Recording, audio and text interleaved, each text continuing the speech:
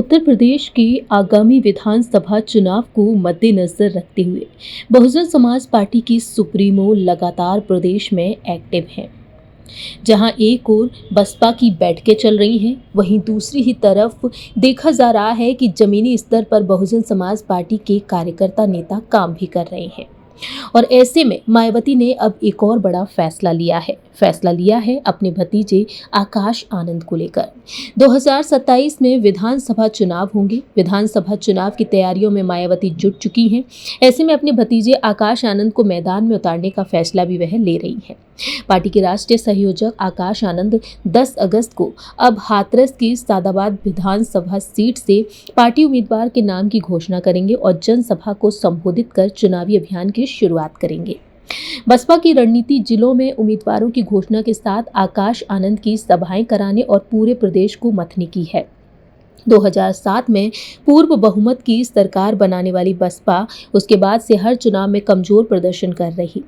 ऐसे में मायावती ने अब कोशिशें शुरू कर दी हैं कि पुराने सोशल इंजीनियरिंग फॉर्मूले पर काम किया जाए, जिससे कि अपने अनुसूचित वोट पर दोबारा पकड़ को मजबूत कर सके। और इसके लिए अभी से उम्मीदवारों की घोषणा करना शुरू कर दिया है और इसके साथ आकाश आनंद को प्रचार अभियान में उतारने की फैसला उन्होंने ले लिया है। युवा पीढ़ी को जोड़ने की रणनीति के तौर पर इस फैसले को देखा जा रहा है। 10 अगस्त को आकाश आनंद सादाबाद विधानसभा क्षेत्र से पार्टी उम्मीदवार अविन शर्मा के नाम की घोषणा करेंगे और बसपा चयनित प्रत्याशी को पहले विधानसभा प्रभारी बनाती है।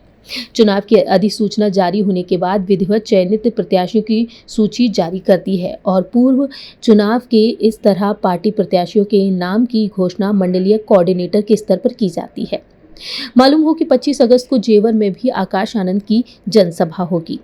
इससे पहले भी आकाश आनंद चुनावी जनसभा कर चुके हैं। लोकसभा चुनाव में हमने देखा कि आकाश आनंद किस तरह से गरजते हुए नजर आए थे, लेकिन आकाश आनंद को मायावती ने कुछ जनसभाओं के चलते पीछे कर दिया था। लेकिन अब आकाश आनंद को एक बार फिर से आगे कर रही हैं। पार्टी सूत्रों की माने तो अब अकेले ही विधानसभा चुनाव में उतरने की घोषणा करना चाहती हैं मायावती। 403 विधानसभा सीटों में से आधी से ज्यादा प्रत्याशी चयन का काम जल्द से जल्द पूरा हो जाए, ताकि उन सीटों पर अभी से व्यापक तैयारी कर पार्टी की स्थिति मजबूत की जा सके।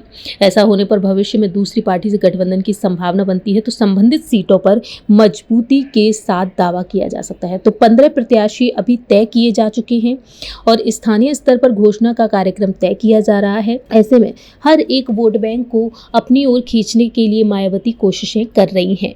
देखना होगा कि आखिरकार आकाश आनंद इस जिम्मेदारी को बखूबी निभा पाते हैं या नहीं।